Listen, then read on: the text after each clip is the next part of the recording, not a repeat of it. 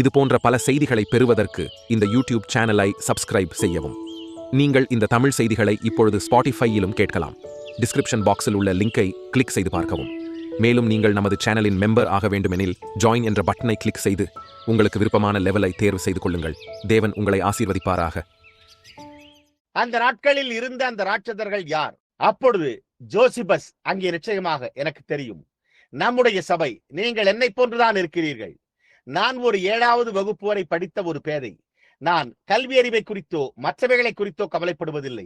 சுவிசேஷத்திற்கு இருக்கின்ற தடைகளிலே அதுதான் மிகப்பெரிய தடை என்று நான் கருதுகிறேன். ஆனால் இன்னுமாய் சில சமயங்களில் 1 அல்லது 2 புத்தகத்தை நான் வாசிக்கிறேன். இப்பொழுது என்னை போன்ற மக்களிடையே நான் கொண்டிருக்கிற தொடர்பு என்னவெனில், நாம் எல்லோரும் ஒரே நிலையில் உள்ளோம். நாம் சாதாரண மக்களாய் இருக்கிறோம். நான் மிகவும் நன்றியுள்ளவனாக இருக்கிறேன். வேதம் சாதாரண மக்கள் அவருடைய உபதேசத்தை விருப்பத்தோடு கேட்டார்கள் என்று கூறியுள்ளது. அங்கே வேறொரு பிரிவினராகிய செல்வந்தர் இருந்தனர். ஆனால் சாதாரண மக்களோ நம்மை போல மிகவும் சாதாரண மக்கள்.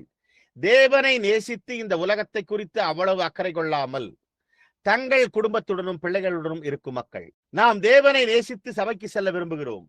அவருடைய ராஜ்யத்திற்காக நமது துணிகளையும் அதை போன்ற எதையாகிலும் கொடுக்கிறோம். நாம் அவரை நேசிக்கின்றோம். நாம் எதையும் செய்வோம். சாதாரண மக்கள் தான் அவருக்கு செவி கொடுத்தனர். இன்றைக்கும் அதே போன்றுதான் சாதாரண மக்கள் அவருடைய உபதேசத்தை விருப்பத்தோடு கேட்கின்றனர். இப்பொழுது ஐஸ்வர்யவானுக்கு உலகத்தை குறித்து சிந்திக்க நிறைய காரியங்கள் உண்டு பாருங்கள். மேலும் குறுக்கு வழியில் அங்குள்ள இந்த உண்மையான நபரான அவரோடு உங்களால் ஒன்றுமே செய்ய முடியாது. அவன் இதற்கு கவனமே செலுத்த மாட்டான். ஆனால் சாதாரண மக்கள் அவருக்கு விருப்பத்தோடு செவி கொடுத்தனர். இப்பொழுது ஜோசபஸ் தன்னுடைய புத்தகங்களில் அவர் கூறினார், இப்பொழுது தேவகுமாரர்கள் மனுஷ குமாரத்திகளை பெண் கொண்டதை குறித்து அவருடைய வியாக்கியானம் இதோ இருக்கிறது. அவர் பூமியின் மேல் இருந்த விழுந்து போன ஆவிகள் என்று கூறினார். இப்பொழுது உங்களுக்கு தெரியும், வெளிப்படுத்தின விசேஷம் 11ஆம் அதிகாரம் அல்லது 7வது இல்லை, உங்களுடைய மன்னிப்பை வேண்டுகிறேன். வெளிப்படுத்தல் 12வது அதிகாரம், சூரியனில் நின்று கொண்டிருந்த ஸ்திரீ சிவப்பான பெரிய வலுசர்வம் தன் வாளை கொண்டு நட்சத்திரங்களில் 2 பங்கை இழுத்து பூமியில் விழ தள்ளிற்று. அது சாத்தான் என்று நாம் அறிந்து கொள்ளுகிறோம். ஆதியிலே அவன் வடதிசைகளில் தன் ராஜ்யத்தை மிகாவேலினுடையதை காட்டிலும் அது அழகாக இருக்க வேண்டும் என்று ஸ்தாபித்தான். அப்பொழுது அவன் பரலோகத்தில் யுத்தத்தை அறிவித்தான். 3/2 பங்கு தேவதூதர்களை தன்னுடன் எடுத்துக் கொண்டான். அது சரியா? அந்த காரணத்தால் தான் நாம் சிறுபான்மை மக்களாக இருக்கின்றோம். நான் கருதுவது அந்த பக்கம் இந்த காலையில் சிறு பக்கத்தில் கிறிஸ்தவ பரிமாணத்தில் பரிசுத்த ஆவியால் பிறந்த ஜனங்களாயிருக்கிறோம். ஏனென்றால் அந்த சிறு பாகத்தில் இருக்கின்றனர். அது உண்மை. ஆதி ஆகமத்தில் எழும்பி வருகின்ற அந்த ஆவிகள் எழும்ப துவங்குகிறதை நீங்கள் கவனிப்பீர்களானால் அந்த உண்மையான நேர்த்தியான மிகவும் நேர்த்தியான சபை வழிபாட்டை கவனியுங்கள். அது அங்கே காயினிடம் இருந்ததை கவனியுங்கள். இன்றைக்கும் அதை கவனியுங்கள். அது சரியாக வந்து அந்த பரிசேயர்களுக்குள் செல்கிறது. அங்கே 2 வகையினர் இருந்தனர், பரிசேயர், சதுசேயர். பாருங்கள், அது சரியாக சென்று கொண்டிருக்கிறது. கத்தோலிக்கத்தில் மகத்தான அந்த விதமான அசைவுகளில் அழகான ஸ்தலங்களில் அது உள்ளதை பாருங்கள். பாருங்கள், சிறிய ஆட்டுக்குட்டியுடன் இருந்த ஆபேலை கவனியுங்கள். பாருங்கள், ஒரு சாதாரண காரியம் இயேசுவின் நாட்களில் அது இருந்ததை கவனியுங்கள். நீங்கள் அதை ஆய்ந்து பார்க்கும் பொழுது, அது எப்படி உள்ளது என்பதை பார்க்கும் பொழுது, வேத வாக்கியங்கள் முழுவதிலும் அந்த விதமாக அது வருகிறதை கவனியுங்கள். தேவன் காலங்கள் தோறும் தம் சபையை அழைத்த போது நாம் அந்த நாளில் சரியாக வாழ்ந்து கொண்டிருக்கிறோம். அந்த சிறிய கோடு வேதம் முழுவதும், அந்த சிறிய சிவப்பு கோடு வேதம் முழுவதிலும் அது ஓடுகின்றது. வழி முழுவதும் அது இரத்தத்தால் கழுவப்பட்ட மக்களுடையது. கவனியுங்கள். இப்பொழுது எனது கருத்தின்படி இந்த தேவகுமாரர் இல்லை, ஜோசபஸ் எதை குறித்து பேசிக் கொண்டிருந்தார் என்பது அவருக்கு தெரியாது என்று கூறவோ அல்லது நிச்சயமாகவோ ஒத்துக்கொள்ளாமல் இருக்கவோ அல்லது அறிவாளியாக செயல்படவோ முயற்சிக்கவில்லை. ஆனால் அவர் என்னைப் போலவே ஒரு மனிதனாக இருந்தார். அவர் எப்பேற்பட்ட அறிவாளியா இருந்தாலும் சரி, அவர் ஒரு மனிதன்தான். அவர் கொண்டிருந்த ஒரே காரியம், அவர் பண்டைய வசனங்கள் மற்றும் அது போன்றவற்றை, பழைய புனித சின்னங்கள் போன்றவற்றை ஆராய்ந்து பார்த்திருந்தார். ஆனால் நாம் இன்றைக்கு பெற்றுள்ள பரிசுத்த ஆவியை காட்டிலும் அதிகமானதை அவர் பெற்றிருந்திருக்கவில்லை. இப்பொழுது அவர் மாம்ச பிரகாரமான சிந்தையின் மூலம் சென்று கொண்டிருந்தார். ஆனால் நாமோ ஆவிக்குரிய சிந்தையின் மூலம் அதை எடுத்துக் கொண்டிருக்கிறோம். அந்த தேவகுமாரர் எப்பொழுது அவர்கள் தூதர்கள் இனத்தை சேர்ந்தவர்கள் என்கின்றனர். அவர்கள் அப்படித்தான் என்று நான் விசுவாசிக்கிறேன். நான் அதை நம்புகிறேன். இப்பொழுது ஜோசபஸ் அதே காரியத்தை தான் கூறினார். ஆனால் அவர்கள் மானுட சரீரத்தில் தங்களை பலவந்தமாக புகுத்திக் கொண்டு குமாரர்களை கொண்டனர் மற்றும் மனுஷ குமாரத்திகளை கொண்டார்கள் என்று கூறினார். இப்பொழுது நாம் எல்லோரும் ஒரு கலப்படமான கூட்டமாக இருக்கிறோம். நாம் இங்கே இந்த காலை மனிதன், ஸ்திரீகள், குட்டி பெண்களும் பையன்களுமாக இருக்கிறோம். வயது வந்தோர் நிச்சயமாகவே புரிந்து கொள்ளத்தக்கதாக இதை நான் பேசுகிறேன். ஆனால் அவர் இந்த தூதர்கள் பெண்களின் வாஞ்சையை கண்டபோது மனிதன் ஸ்திரீயோடு எப்படி தொடர்பு கொண்டிருந்தார் என்பதை கண்டு மனித சரீரத்தில் தங்களை பலவந்தமாக புகுத்திக் கொண்டனர். ஆகையால் அவர்கள் மனுஷ குமாரத்திகளை கொண்டார்கள் என்று கூறுகிறார். பாருங்கள், நான் அதை நம்புகிறதில்லை. அவர்கள் அங்கே கானானில் பிறந்தவர்கள் என்று இதை நான் நம்புகிறேன். அவர்கள் நோத் தேசத்திற்கு அனுப்பப்பட்ட காயின் கூட்டத்திலிருந்து பிறந்தவர்கள் ஆவர். அவனுடைய கொலை செய்யப்பட்ட நிலைமையின் காரணமாக அவனுடைய சகோதரனை கொலை செய்தபடியினால் அவனை யாரும் கொல்லக்கூடாதபடிக்கு அவன் தன்மேல் ஒரு அடையாளத்தை உடையவனாய் இருந்தான். ஆனால் நீங்கள் கவனிப்பீர்களானால் இஸ்ரவேலர் அங்கே சென்றபோது அம்மக்கள் சிலரை கண்டனர். அவர்கள் மிக பெரியவர்களாய் இருந்தனர்.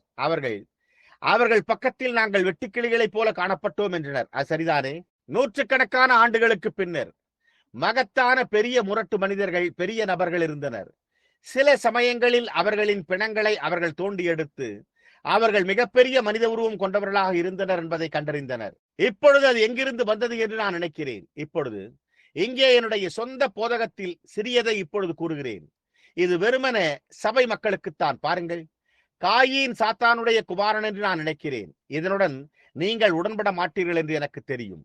என்னுடைய சொந்த சபை உடன்படுகிறதில்லை. ஆனால் அது இன்னுமாய் தேவன் வேறு விதமானதை என்னிடம் காண்பிக்கும் வரை பாருங்கள், அவன் சாத்தானுடைய குமாரன் தான் என்ற அதே காரியத்தை தான் நான் விசுவாசிப்பேன். ஏனென்றால் அந்த தேவனற்ற கொலைபாதகமான ஆவி தேவனிடத்தில் இருந்து வந்திருக்கிறது என்று என்னால் பொருத்தி கூற முடியவில்லை. இல்லையா? அவன் தன்னுடைய தகப்பனை போல் இருக்க வேண்டியதா இருந்தது. சர்ப்பத்தின் மேலே சாத்தான் புகுந்த போது இது அவனுடைய தகப்பனாயிருந்தது. சர்ப்பம் ஒரு ஊரும் பிராணி அல்ல, சாபம் அதை ஊரும் பிராணியாக்கிற்று. அது ஒரு மனிதனைப் போல இருந்து அது நிமிர்ந்து நடந்தது. அது அங்கே இருந்த ஸ்திரீயிடம் இருந்தது. அவள் இந்த விபச்சாரத்தை செய்து தன் முதல் குமாரனான காயினை பெற்றெடுத்தாள். தன் தந்தையின் சுவாபம். அந்த பெரிய மிருகம் ஒரு மனிதனைப் போலவே அது நிமிர்ந்து நடந்தது.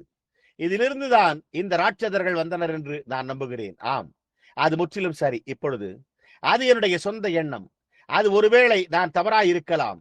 இது என்னுடைய கருத்து. பாருங்கள், ஆனால் அவர்கள் பெரிய மனிதர்களாய் இருந்தனர். நீங்கள் கவனித்திருப்பீர்களானால் தேவன் ஆதாமிற்கும் ஏவாளுக்கு முன்பாக நின்று கொண்டு அவர், நீ மண்ணிலிருந்து எடுக்கப்பட்டபடியால் நீ மண்ணுக்கு திரும்புவாய் என்று கூறுகிறார். ஏனெனில் நீ கொண்டு வந்துள்ள உன்னுடைய புருஷனுக்கு பதிலாக உன்னுடைய மிருகத்திற்கு செவி கொடுத்ததால் நீ உலகத்திலிருந்து ஜீவனை எடுத்து விட்டாய். ஆகையால் நீ அதை உலகத்திற்கு மறுபடியும் கொண்டு வருவாய். ஆகவே அவர், சர்ப்பமே, உன் கால்கள் உன்னை விட்டு அகலுவதாக. பாருங்கள், நீ இனி நடக்கப் போவதில்லை. நீ ஒரு மிருகமாய் இருக்க போவதில்லை. நீ இப்பொழுது ஒரு ஊரும் பிராணியாய் இருக்க போகிறாய். நீ உன் வயிற்றினால் நகர்வாய். மண்தான் உன்னுடைய ஆகாரமாக இருக்கும் என்றார். அங்கேதான் நான் நினைக்கிறேன், காயின் மிருகத்தை போன்று வாழ்ந்த அந்த முரட்டு சுவாபத்தின்படியே அது இந்த ஸ்திரீயுடன் சேர இந்த பிள்ளையை பெற்றாள். பாதி மனிதத்தன்மையும் பாதி மிருகத்தன்மையும் கொண்டிருந்த ஒரு பெரிய உயரமான நபர். அதன் பிறகு அவன் அங்கே வெளியே செல்ல அவனிடத்திலிருந்து அவனுக்கு பிள்ளைகள் பிறக்க தொடங்கினர். அவர்கள் ஆதியிலே இருந்த தங்களுடைய தகப்பனை போன்று மிருகத்தனமாகவும் மாம்சீக இச்சையுடையவர்களாகவும் இருந்தனர். அந்த பழைய இச்சையுடைய மிருகம் இந்த குமாரத்திகளையும் மற்றவைகளையும் கண்டு மனுஷ குமாரத்திகளையும் அவர்களுக்கு கொண்டனர். அது சரி. இந்த நபர்களை கொண்டு வந்த நிச்சயமாகவே அதே விழுந்து போன ஆவிகள் அவை சந்ததி சந்ததியாக மக்கள் மேல் இறங்கின. நினைவில் கொள்ளுங்கள், அப்பொழுது வாழ்ந்த அதே ஆவிகள் இன்றைக்கும் வாழ்கின்றன. இன்றைக்கு அதை கவனியுங்கள். பாருங்கள், நான் இந்த தேசத்தில் பெற்றுள்ள இப்பொழுது நான் ஒரு அமெரிக்கன். நான் அவ்வாறு இருக்கிறேன் என்பதை நீங்கள் அறிவீர்கள். ஆனால் இதை நான் உங்களுக்கு கூறட்டும், உலகத்தில் உள்ள நாடுகளில் பிரான்ஸ் நாட்டில் உள்ள பாரிஸை காட்டிலும் எனக்கு தெரிந்தவரை இந்த நாடே மிக கீழ்த்தரமான நாடாயிருக்கின்றது. இது மிகவும் இடிந்த நிலையில் உள்ளதே. ஏன் ஆப்பிரிக்கா, ஸ்வீடனில் மற்றும் அங்கே அயல்நாட்டு மக்கள் கூட அவர்கள் அமெரிக்க மக்களாகிய உங்களுக்கு என்ன ஆயிற்று? உங்கள் ஸ்திரீகளுக்கு நீங்கள் மரியாதை கொடுப்பதே இல்லையா? வானொலியில் ஒலிபரப்பப்படும் பாடல்கள் எல்லாம் ஸ்திரீகளை குறித்து ஒரு விதமாக மிகவும் கேவலமாக இழிவாக உள்ளதே. உங்களுடைய ஸ்திரீகளுக்கு அங்கு நீங்கள் மரியாதையை அளிப்பதில்லையா என்று கூறுகின்றனர். நம்முடைய பாடல்கள் எல்லாம் ஸ்திரீகளை குறித்த அல்லது பாலுணர்வை கொண்டதும் இச்சையுடையதும் அதை போன்ற காரியங்களுமாகவே இருக்கின்றன. ஏனென்றால் பிசாசு அதை தன் கட்டுக்குள் கொண்டு வந்திருக்கின்றான். அது முற்றிலும் சரி. பழைய ஹாலிவுட் மற்றும் தொலைக்காட்சி மற்ற ஒவ்வொரு காரியமும் அந்த கேவலமான இழிவான தேவனற்ற காரியங்களை வெளியே அனுப்பி கொண்டிருக்க அது செய்தித்தாள்கள், பத்திரிகைகள் இருக்கும் இடங்களிலும் மற்ற இடங்களிலும் செல்லுமே. எல்லாவற்றிலும் ஸ்திரீகள் ஆடைகளை களைந்து போட்டிருப்பதும் அல்லது ஏதோ ஒன்றாயிருக்கின்றன.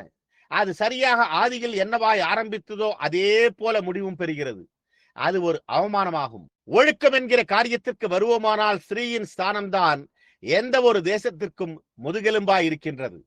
நீ தாய்மையை உடைப்பாயானால் நீ உன்னுடைய தேசத்தை உடைத்து விட்டாய்.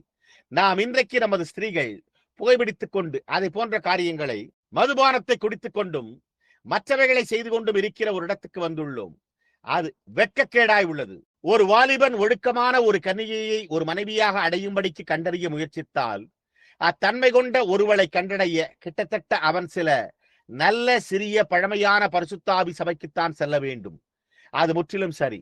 அங்கு ஒரு மனிதன் ஒழுக்கத்தோடு உள்ளே வைத்து அது போன்ற காரியங்களை செய்ய அவளுக்கு கொஞ்சம் கொஞ்சம் ஒழுக்க முறையை கற்பித்திருக்க வேண்டும். அது பைத்தியக்காரத்தனமானது என்று நீங்கள் நினைக்கலாம். ஆனால் சகோதரனே, நீங்கள் அதை பார்த்து தெரிந்து கொள்ளுங்கள். அது உண்மைதானா என்று பாருங்கள். அது ஒரு அவமானம். சரி, அவர்கள் தேவகுமாரர்கள். இப்பொழுது அதை நான் என்னுடைய விளக்க முடியும். எனக்கு தெரியும் போது இன்றைக்கு எனக்கு இன்னொரு கேள்வி இருந்தது. அவர்கள் ஏன் சகோதரன் பில் கர்த்தரிடத்திலிருந்து ஒரு குமாரனை பெற்றேன் என்று ஏவாள் கூறினதாக வேதம் உரைக்கிறதே என்று கேட்கின்றனர். முற்றிலும் உண்மை. அது கர்த்தரிடத்திலிருந்து தான் வரவேண்டியதாக இருந்தது. கர்த்தர் மாத்திரமே சிருஷ்டிகராக இருக்கிறார். அவர் பிசாசை தேவன் சிருஷ்டித்திருந்தார். அது எப்படி?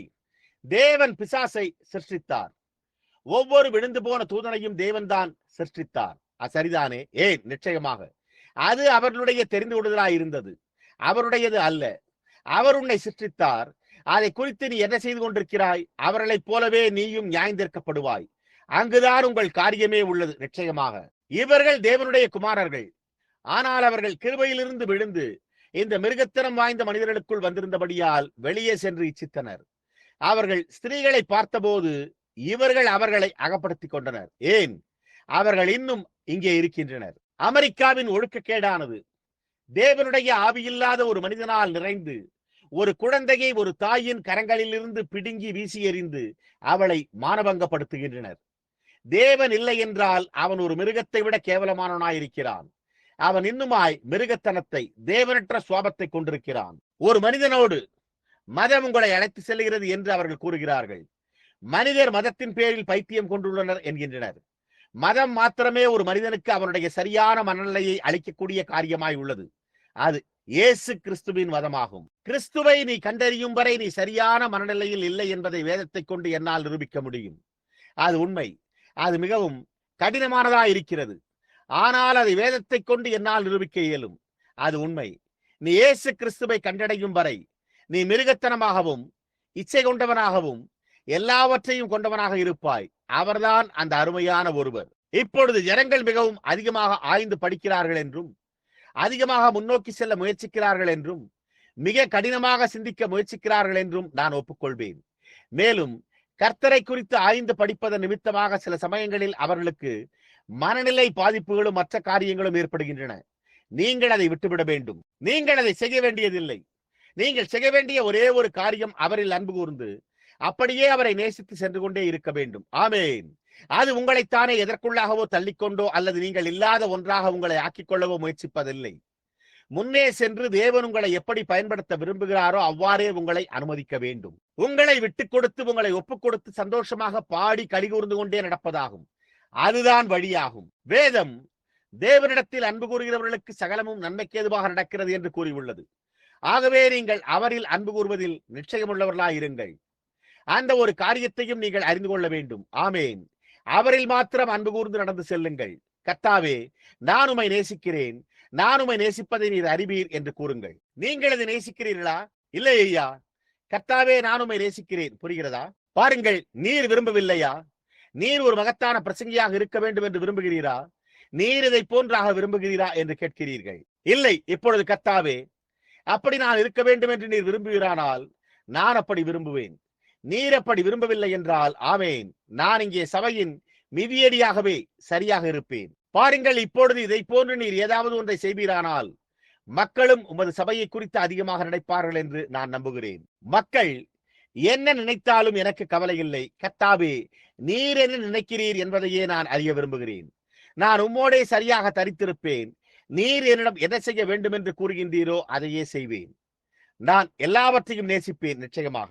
பாருங்கள், இப்பொழுது சகோதரி இன்னார் மற்றும் இன்னாரை நீர் அறிவீரா?